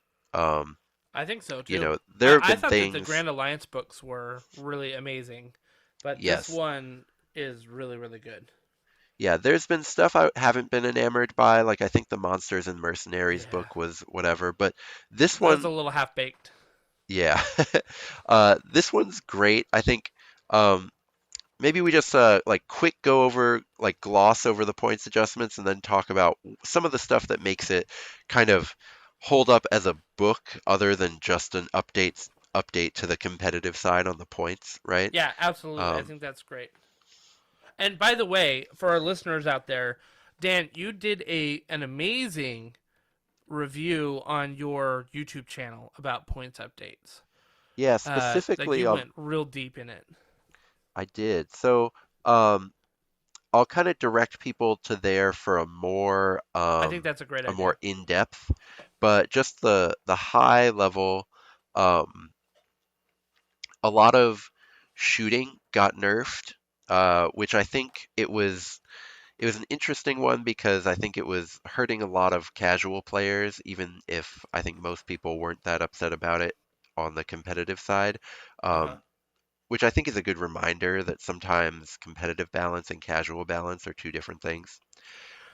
They That's hard to also, do too, right? yeah, they kind of changed how they do sort of speed as well. Power projection in general just got a little bit tweaked, right? So fast things that don't have the mount keyword were generally pointed up a little bit, and move three fighters were generally pointed down. Uh, and then durability got the same kind of shuffle where toughness 5 fighters generally got their points brought down, whereas high wound fighters generally got their points up. So, like, a lot of ogres got their points pushed up a tiny bit, or a lot of stormcast got their points pushed down, right? Because stormcast, classically, they don't actually have that many wounds. They're just very, Right. very tough. Right. And then the leader Especially when they get tax. that shield, right? Yeah, yeah. So, and then because they started putting guidelines that tournaments shouldn't have allies, they took away the leader tax, which I guess you could go back and forth on which trade-off you'd like. I think the ally mechanic relies on the leader tax to sort of function in a balanced way. Uh huh. Um, so I guess you could decide I prefer being able to take allies and I'm willing to take a 20-point hike on my leaders to do it. Or you could say I just like having leaders actually be good and worth their points. Either you could really make either argument, I think. Let me ask you this. Because I actually wish that tournaments would do allies. I think that creates opportunities for some really interesting lists out there. Uh-huh. I understand why. I mean, the contorted epitome is like the glaring example of why you don't do allies for tournaments, right? Because everybody would take that thing because it's just so good. Yeah. I think like the War I think the Chanter same, is sure, the good War too. You know. Chanter, I think the same is true of the High Sentinel Uh out of huh. Lumineth Realm Lords. Yep. Um, yeah, I think the Savage Arrow boss is also one where it's like it's the cheapest way to get Wa if you don't have Wa. Yeah. Um, so yeah, I think there's definitely some balance. I think the ally mechanic is way harder to balance from Right. a competitive standpoint. So Yeah. I was gonna say I wonder like what would you think about having a just an ally tax period, right? So like if you want an ally you need to pay 50 points, you know, straight up instead of like it being pointed to the model. I think um Would that change anything? yeah, I'm trying to think. It would be other than the fact that it would punish cheap allies more than expensive allies, right? Because you're taking a different percentage of their cost. Right. I think that if you're gonna do it player comp wise, I think that that's the only way you can do it, right? Um, because there needs to be a cost. And Right. before the leader tax was the cost, if it was just an ally tax, I think that that would be a great way to do it. I think that that would be a great thing to experiment with a narrative Yeah. event, because much like the one at Adepticon is experimenting with the 3x, the rule of three. Right. Right. Um, I think doing it with an ally tax, I think would work really well because, especially for narrative events, that's where to me allies really shine because, Yeah. yes, they cause balance problems for competitive, but when I think of a list I want to bring to a narrative event, it's a meme list. And most meme, like, Yeah. it's like a Right. list with a crazy combo, right? Yeah, So, yeah. like, I think about things like how who's the corn guy with the whip? He's the only corn guy who's The not like Bloodstoker? super buff. Yeah, the Bloodstoker, thank you. Yeah. The Bloodstoker has that ability where he can give extra attacks to beasts, Right. Right. but beasts aren't only in corn, right? There's beasts in Slanesh as well, because Yep. Fiend Yep. Bloods. So you could take a Bloodstoker into your Fiend Bloods list and do like a, beast themed Slanesh list, even though Right. Slanesh and Right. Corn are enemies, it could work, I think. There's lots of kind of cool combos that are opened up with allies that I think in a world where you're not that concerned who wins or loses the tournament, I think could be really, really cool. Yeah. Yeah, definitely. I think it would be interesting to experiment with, and then that way like if you wanted to do an event that didn't have allies or something like that, you're not saddled with the leader tax still. You Right. know what I mean? Like you Yep. could turn that function on and off depending on. So I don't know if 50 points is the right number. I don't. We're just kind of throwing that out there. But I think if you did an ally tax, that might be interesting. Yeah, I'd love to see a narrative event where somebody experimented with that. Yeah. Okay. All right. Sorry, I kind of derailed you a little bit. No, that's it. I think I kind of said essentially what changed. The only I know that there were a lot of people a little bit salty after the change. I mean, everyone is going to be mad with when points changes happen Yeah. because Yeah. there's going to be changes to your list, and well, I don't deserve this nerf. I was fine, right? Right. But I think one theme of it was that the changes happened regardless of whether you were a bad actor, right? So, like, shooting got nerfed across the board, but Right. the bad archers also got nerfed. Right. Um, Move 3 got buffed across the board, but, well, there was only a couple good Move 3 units before, but, like, Plague Bearers were pretty good and got a 5-point buff, and they didn't Right. need a buff by any means. Um, Right. so like Croxagores got the same high wound nerf that Ogres did, and I've talked to people who tried to make Croxagores work, and it's hard. It was already hard to make them work, and now Yeah, it's yeah, even harder. So I think some people are yeah. upset at that, and I think that's legitimate. I think, yeah, that's tough, but um, I think the general direction I'm happy with. I was gonna say, this is the first real points balance that Warcry has had, and I think we would have gotten this a lot sooner. Well, okay, so let's put out the disclaimer. The front cover of my Tome of Champions says 2021, and we got it in 2022. Right. So, obviously this was supposed to come out probably last September, July, September. I bet they August, wrote September. these points changes like 9 months ago, maybe even Oh, a year ago. oh, You I know think what I I mean? think I think that these points changes, believe it or not, were written in late 2020. You think Um, so? I do. I think they were written in late 2020. I think that they realized that stuff was getting way delayed, so they held off on it, and they were able to add other things like the Cruel Boys and like those Yep. things to it. And then they went to they kind of finalized the publication probably in early 2021, and it just got to us in 2022. Sure. That's what I think.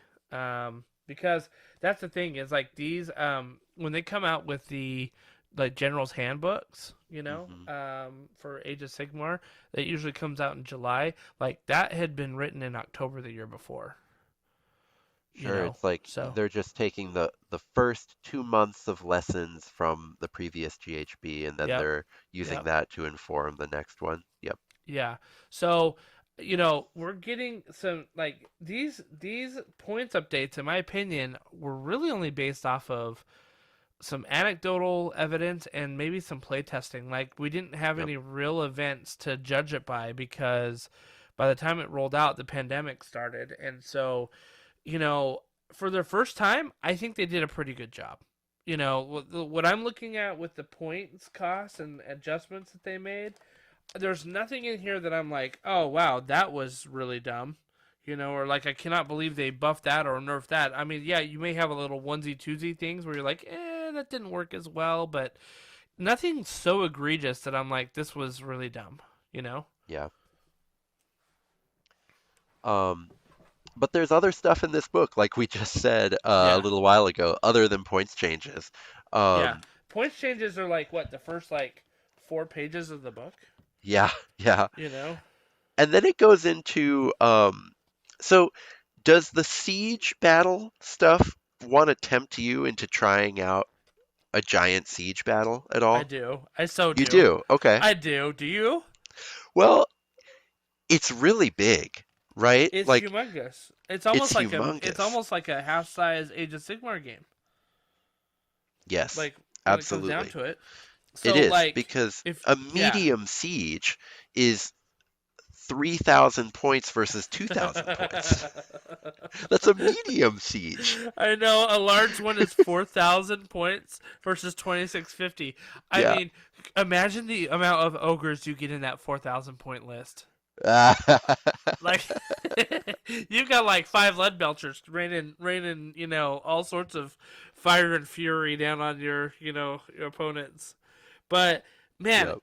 I'll tell you what, like the way that these things are set up and like it seems really fun to me. It seems like it would be a fun like narrative night, you know, Sure. to run it. And Something so like yeah, at the end of a campaign, like oh you and yeah, your that'd be great. buddies just finished a campaign, and now this is like the culmination of it. Something Right. like that. Yeah. Yeah. Yeah, I think it's cool.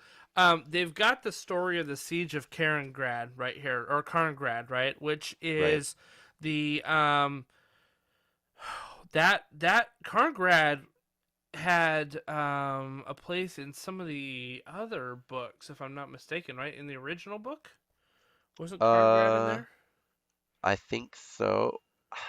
The only one that I've read, and by read I meant had it read to me on Audible is the Catacombs book, and Okay. Karngrad figures largely in that book. Yes. Okay. All right. Yeah. Yeah. And yeah, I mean, there's a lot of stuff with Karngrad. It seems like so. This is like Yeah. they have a 2-page spread in here of the siege of Karngrad and basically how And it it's how very it all goes detailed. down. And So there's a ton detailed. of like story moments to put into the game. As far as the monster, or you set up the walls, but then the attackers get to break one of your terrain pieces, Yeah. stuff like that. I love it too. Like, there's like different ways to get victory points, right? Like the attacker's team gains 3 victory points for each fighter that breaches the defense, right? You get 10 points if you destroy the gatehouse. Like, like the defenders get 1 victory point for each fighter that they take down. Yep.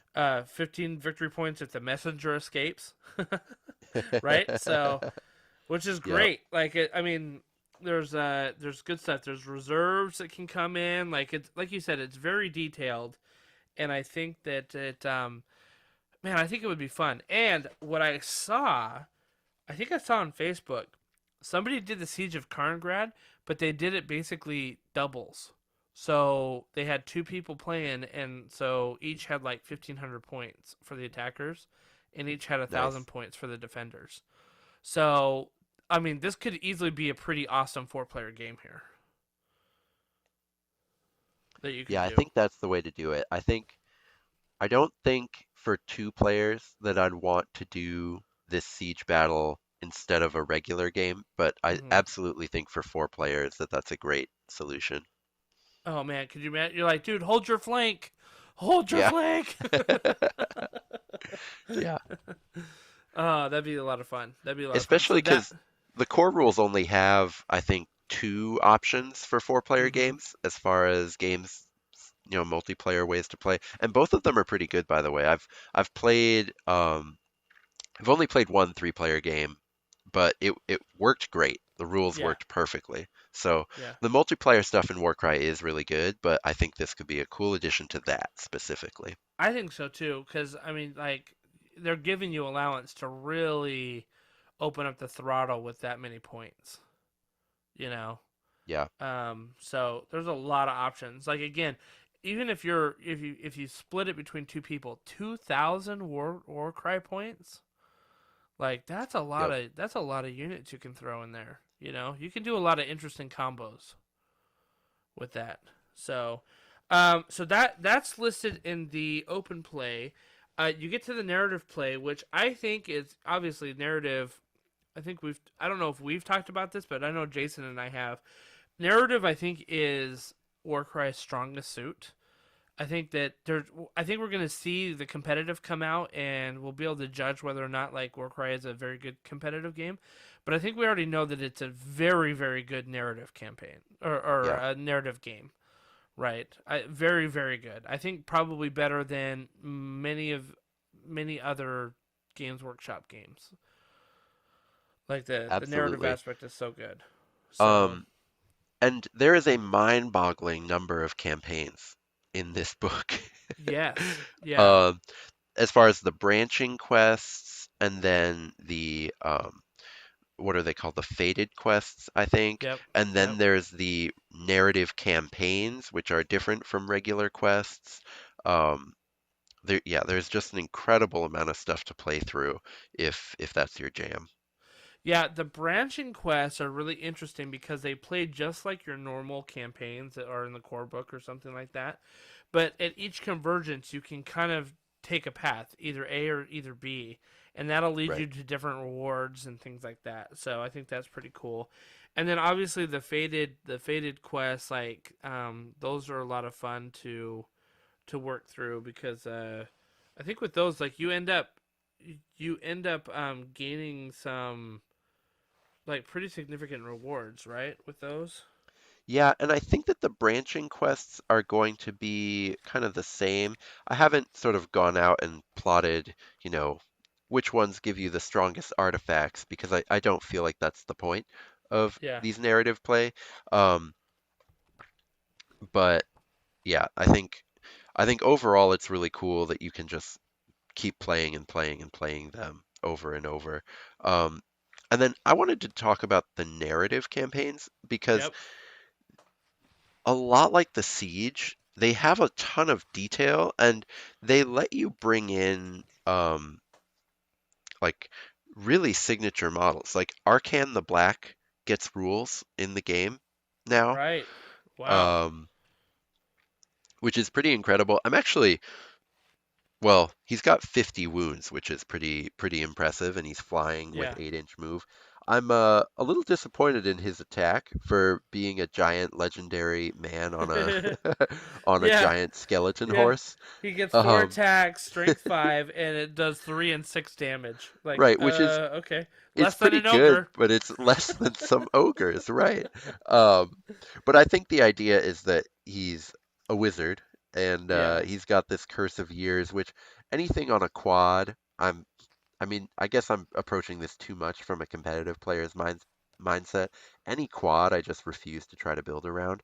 But Yeah. it's still pretty cool that you get to play with Arcan and that it Arcan now has stats so that if you ever wanted to play with Arcan in your own games, like you can do that now, which I think is Yeah. great. Um, yeah, and just all of these narrative quests have just little special rules, like Vermintide has Yep. rules about how Yep. moves are different now and stuff like that. I remember when the Fool's Trove and Ulfenkarn came out, is right after, or right as Curse City was being released, and going through that narrative campaign, which is now included in this book as well. So, one Oh, thing that cool. I want to mention is GW release has kind of trickled out a whole bunch of like free content that they put out, which is some of these narrative campaigns, some of the rule sets for like Cruel Boys or Luminous Realm Lords, or the new Thundercast Stormcast Eternals, and but they're now all contained in this book, which is great because I've got them saved on a computer somewhere, which is fine and everything, but I'd rather have it all in one place so I know I can find it, right? And I don't Right. forget about it in like 2 years from now, what computer I saved it on, But anyway, the Fool's Trove and Ulfenkarn, which is kind of cool. Like, it's a 3-part narrative campaign that you play with like 4 people, Yeah. and it, like, I remember reading it, I'm like, this looked like so much fun to play, like like so interesting that I ended up going out and buying the Sigmarite Mausoleum terrain just so I could play this, like, with like some crypts and stuff like that, Sure. Sure. because it looked so good. So and they've got like stats in here for a lot of the bad dudes in the Cursed City box, like the Kosargi Night Guard, the Yep. Corpse Rats, the Bat Swarms, right? That kind of thing. So they got some pretty good stats here. Yeah, it's almost like you buy the Cursed City box and then you do it so that you can play it in Warcry. I kind of did it. That was one of my main motivators of getting Cursed City, is because I'm like, these models I can absolutely use in Warcry, Yep. Yep. and I didn't know that they were gonna come out with a Soulblight Gravelords, like, free thing, but I'm like, hey, that gives me zombies, that gives me skeletons, that gives me, all sorts of different things. What I would love to see them do is release a little Cities of Sigmar update that has like the witch hunters from, or like the heroes from the Cursed City that you can add to your For Warcry. Yeah, that'd be for great. Warcry. Yeah. Yeah. So, or put them in a narrative campaign like this, right? Yeah, Something that you can do. absolutely. So yeah, but the narrative stuff is really really good, really really Yeah. good. Yeah. I think well thought out, like very very well thought out. Yeah, I think they've finally found the game that can kind of come at D&D players. I think Yes, this that's a obviously great point. doesn't replace D&D for people who love that, but it is I Right. think, a complementary experience that I think could tempt a lot of D&D players to play this instead some nights. It's a very good bridge between a true role playing game that you got minis in front of you, but you're doing role play, and the actual skirmish game. Right. It's a nice stepping stone. Yeah, absolutely. Um, so then what you step to from there is match play, Yeah. which Also got a bunch of updates besides just the points. Specifically, we have 6 missions, Yep. and also a few tournament plans. So the missions, I wanted to talk about them real quick. It's got maybe 4 of my favorite missions. So Uh-huh. Nexus of Power, um, Trophy Kills, and Fleeting Glory. That's 2 objective missions and one of the sort of hunter missions where you kill their stuff and try to stop them killing your stuff. Yeah. Um, they're just like really well layered and put together. They give you the twist and the deployment and the victory condition all at once, and it's clear they've really thought about it. Yeah. Um, and then Scour, I've heard people really complain about I don't know if it's raise. It's the victory condition in the base game where it's just Red Rover. Oh, Um, right, right. yeah, and Scour gives you a point for getting a kill. So in the previous one, if you kill something, you just get the point for them not crossing the line. Right, right. Um, whereas this actually, you essentially get 2 points, right? It's a model that doesn't cross the line, and you Yep. get a plus point for it. So that can, I think, give the slower warbands a much better chance, and I think it makes it more interactive because even if it doesn't change the zero sum part that much, it reminds you that you can win this game in 2 ways, which Right. I think is really useful.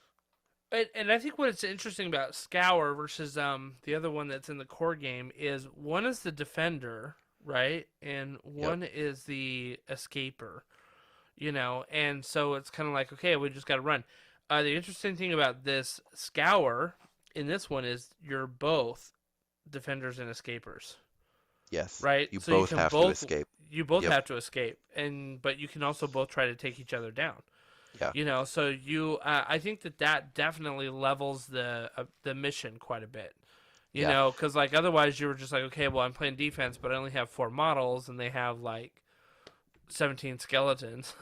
Yeah. And It so. it would break my immersion for narrative a little bit, Hmm.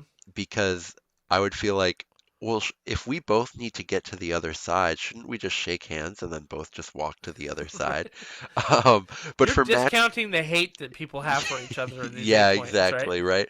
But for matched play, I think it makes a lot of sense. Yeah. Um, the one complaint I wanted to make was for the 2 treasure missions. Hmm.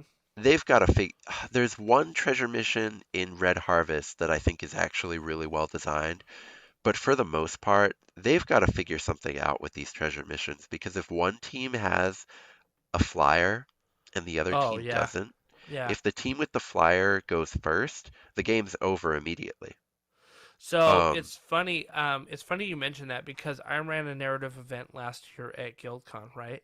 uh-huh. And I did it where they were collecting grave sand, right? Okay. From the Netherquake, that happened. Yep. And so they're collecting grave sand, but I said the sand's really heavy. So Yeah, that's the way to do it. Yep. if you're a Yep. flyer, you can't fly anymore, and all movement is halved, Yeah. right? I think that's So the way you have to do it. so they're trying to they're trying to halt, like they had to grab it and then take it to like their edge of the board, right? But like you could have a 12-inch flyer come and grab it, and now they're only moving like 6 inches Right. each turn And or they're something not like that, flying and they're anymore, which not is great. flying, right? Yeah. Yeah. So that's how I changed it up because I was very cognizant of the yoink aspect of it, right? Yeah, absolutely.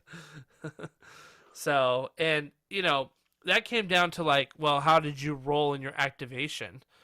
Did you get a bunch of singles and you got a flyer? Cool, you win the game. Yeah, You're like, absolutely. Which oh, well, is that doesn't seem very fun. right. Yeah. It's like, I mean, we did say it's fun when it all comes down to one dice roll, but you hope that it's not the first dice Not roll, the very right? first one, right? Yeah, exactly. Yeah, very good. Very Yeah. good. So, one of the things that I do like about this, right, is they have those tournament scenarios, which I think are great because they do have the synchronous layouts, right? And Absolutely. starting and stuff like that, which is so important.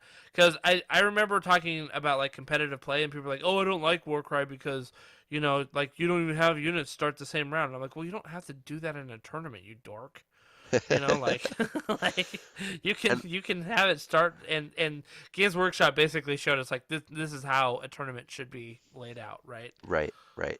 And I love here that there's also, so they give you the regular tournament plan, but then they Mm-hmm. also give you this Fel Nyroth tournament for if you want to do not necessarily a narrative event, but a narrative tournament Yeah. where it's narrative but you can win, which I think is a great potential solution for, if you want to get your whole community together, but you've got people on kind of both sides of the fence, Yeah. try it out, right?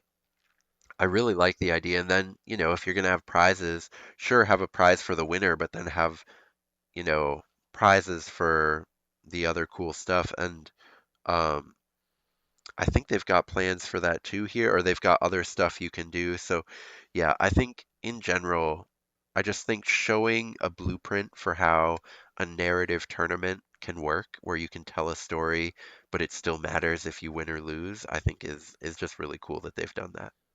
So one of the interesting things is they actually lay out a schedule here, right?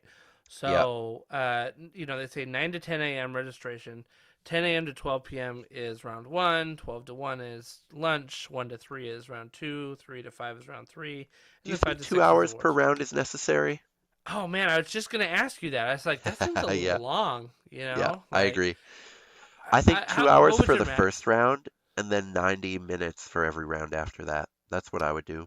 Why do you Two think hours two for for the the first first round? round because people are getting used to it, right? Okay. It's like you're bound to have somebody there where like, hey, this is my second Warcry game, you know? Right.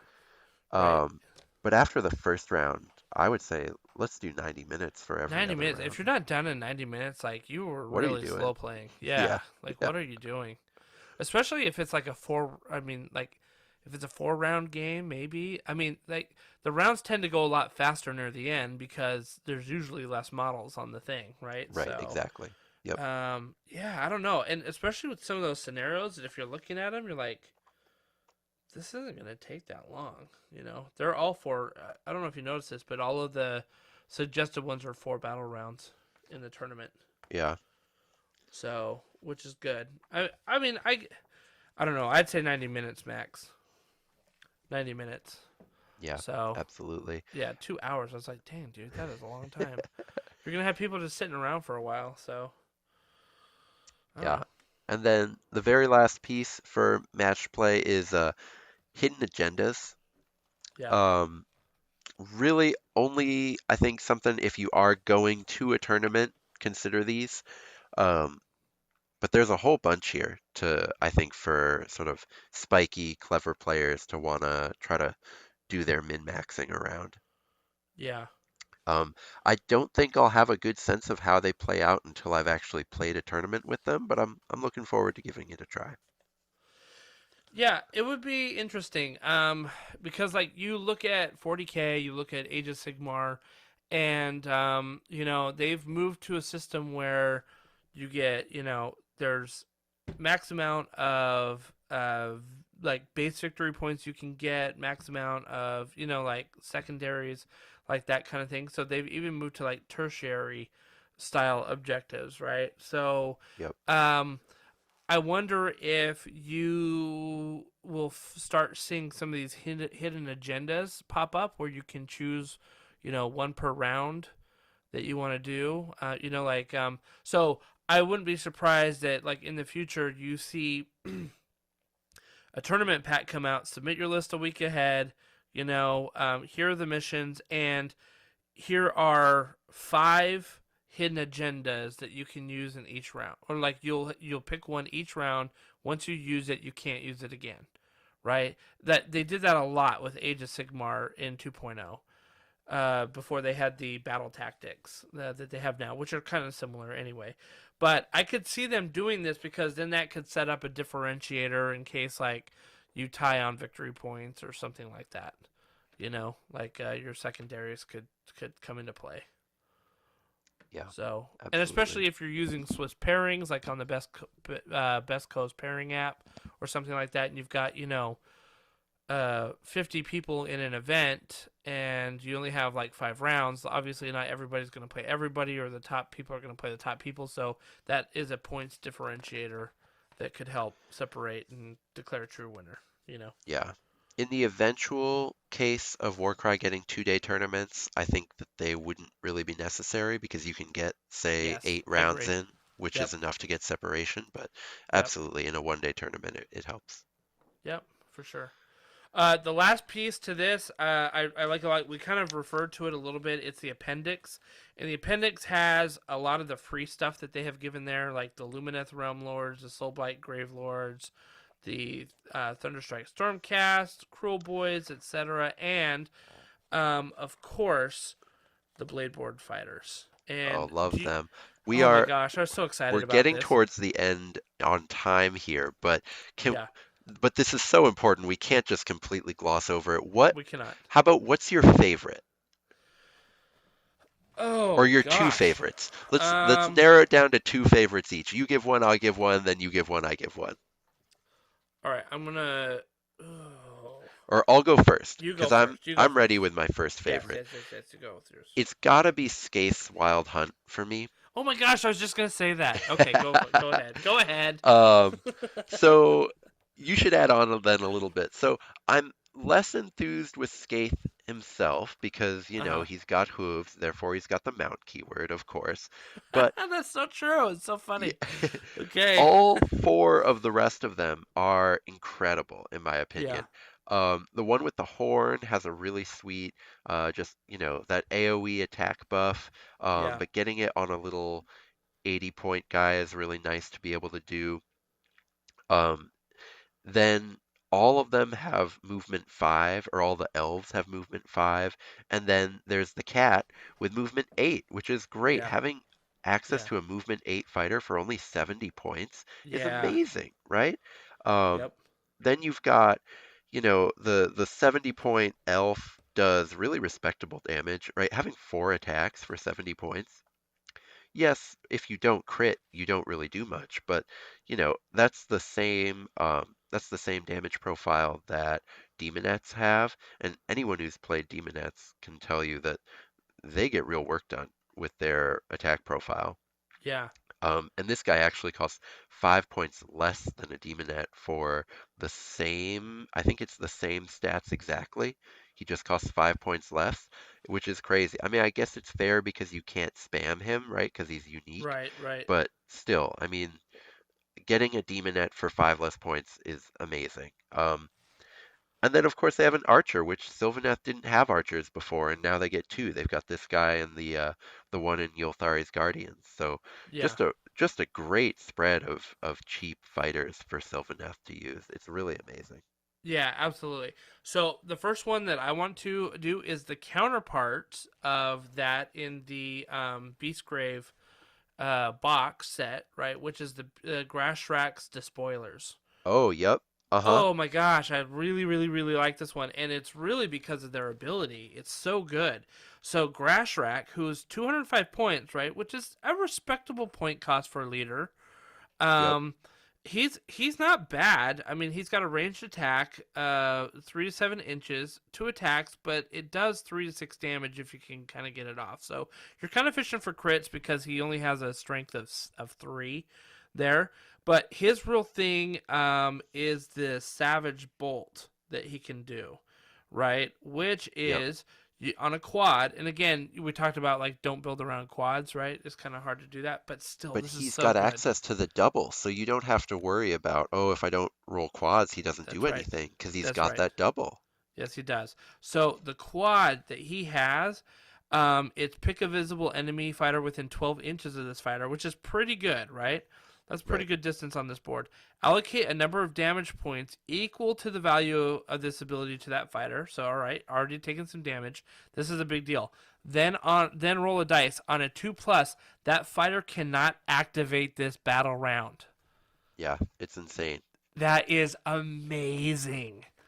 And 12 Amazing. inches covers so much of the board, right? If you get a quad, your opponent, I mean, they have to just know immediately, they have to put all of their wild dice into winning the priority, right? Yeah. Because they have to use their best fighter first, because you'll just on a 2-up just lock it down.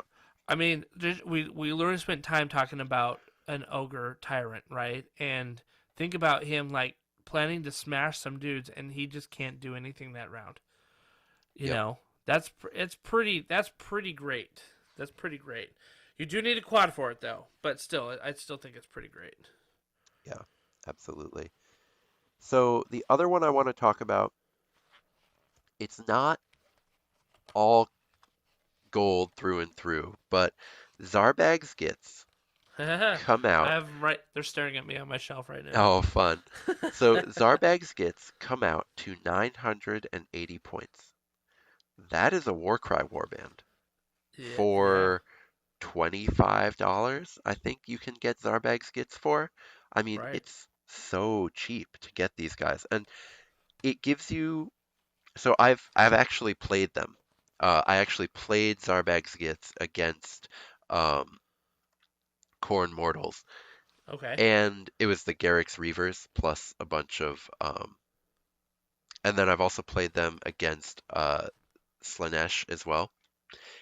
And yes, they lost both times, but they put up a real fight. It was close. They've got a netter, right? Netters are always good. And Snurk Sourtongue is legitimately incredible, right? Yeah. So that's a piece where if you decide to get competitive with your Gloomspite Gits, you will want Zarbag's Gits. I think Yeah. even the strongest Gloomspite forces are going to be wanting to take a Snurk Sourtongue. Yep. But if you just want to see if you like the vibe, if you like painting Gloomspite, Zarbag Skits, it's the cheapest way to get a functional warband in the entire game. Is you just Yeah. get this one thing, and it's 980 points. You have one incredible fighter. You have a perfectly functional group of other fighters. It's just a wonderful way to get into the game. Yeah. I 100% agree with you. And in fact, I got the Zarbags Gets to use as proxies, right, Yep, for some of the same. Gloomspite skits. But now that they're here, which kind of raises the question: do you think people are going to be proxying anymore, or do you think they're just going to be taking those models? What do you think? Uh, when I when I played Zarbag Skits, I wished that my herder was a proxy for a regular herder. Yeah. Same with the shooters because they cost more points for more hit points, but the Yep. shooters don't get into fights anyway, so I didn't want that. You know what I mean? Like Yep. I would Yep. love to free up the 200 points or so for about half of them where they are Right. proxying for, but obviously Snurk fanatics don't exist, and then the squigs having that extra couple hit Yeah. points is actually kind of nice. I think that they have extra hit points over regular squigs. I'm not so sure now, but either way, yeah, those are good. And then Zarbag, not the most competitive choice in Gits, but is still solid, and his Right. ability is solid, and it's Yeah. only a double. So yeah, that part's definitely playable. So I would say I would split them, Yeah. proxies and Um. non-proxies. Yeah. I agree. I agree. My second choice is the Hedraka's Mad Mob with the Oh, Bone cool. Splitters. Yep. And honestly, a lot of this is that I absolutely just love the models. Like they Yeah. are so cool looking. I absolutely love them. But they've got some pretty cool abilities here, right? Like the triple, which is an eye for weakness. You pick a visible enemy fighter within 12 inches of this fighter until the end of that battle round. Add 3 to the damage points allocated by each critical hit for attacks of that fighter, which isn't. I mean, that's not bad. Like they're already like Tooth Daga is pretty good. He's got 4 attacks, and a Yep. 1 and 5 damage. So like he could be doing 8 damage on each, critical hit that he has, which is pretty good.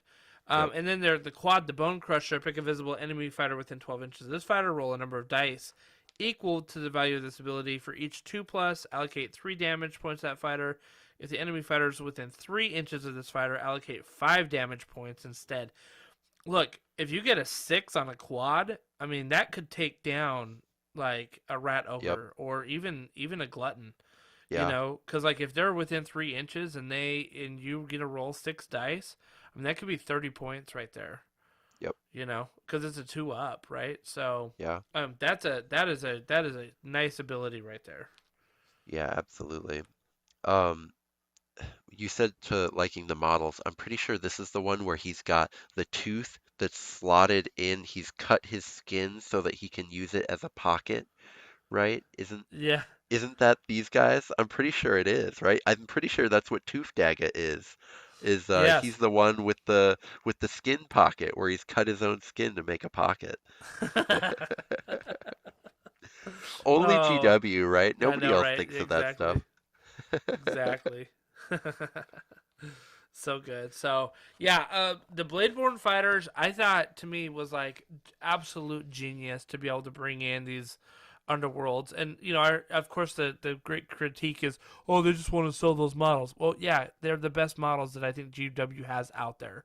Yeah, they Right, should these want to sell them. underworlds models, they're amazing. Like the Skaven ones are just absolutely gorgeous, and the skeletons that they had, right? The grave, what are the grave lord Yep. ones? Anyway, oh, sorry, the sepulchral guard. Like, man, they are just so cool looking. So, yeah, I'm excited to use these. I'm excited to add them more into my thing, and I think again, same with the allies. It gives you list variety, which is really cool, and let the community come up with some really neat lists out there with some of these. You know. Yeah, absolutely. And it eases up some of the pressure that reducing the number of places you can take allies, you know, like like you said, you just have so many more options now. Yeah, absolutely, absolutely. Well, I think that we have talked ourselves to death tonight. Yeah. Poor This Jason. is good Gonna though, be man. I mean, listening to this like, man, if I'd been there, we could have cut 20 minutes off of this podcast. I would have kept those guys from talking so much. No, Yeah. we I feel like I could talk like more and more and more, right, about all of this stuff. I cannot wait to get into more factions and talk about more stuff. So I love the podcast. I love doing it with you. And for those that stuck with us to the end, come check out our website, tabletopandbeyond.com. Within the next month, am hoping to get some actual WARCRY content up there. Dan and I have been talking about what kinds of things we want to offer you. We know that there's a lot of different WARCRY information. Well, maybe not a lot, but there is other WARCRY information out there. We want to try to provide some helpful, useful information in an easy, digestible way, and hopefully some other goodies as we go along. But you know, Yep. we want to make sure that people can get the max out of this game that they can. Yeah, absolutely. So, if you've got questions, if you want us to cover a faction sooner than later, why don't you hop on our Facebook page at Tabletop and Beyond? So it's facebook.com/Tabletop and Beyond, or on Twitter at Tabletop and Beyond, and just leave us a comment. Let us know what you think. If you want to hear, you know, about something, or you want us to cover a topic, just let us know. We'd be happy to do that. So. In the meantime, keep rolling those dice and keep your war bands alive. So, thank you so much for listening. All right. Have a good one.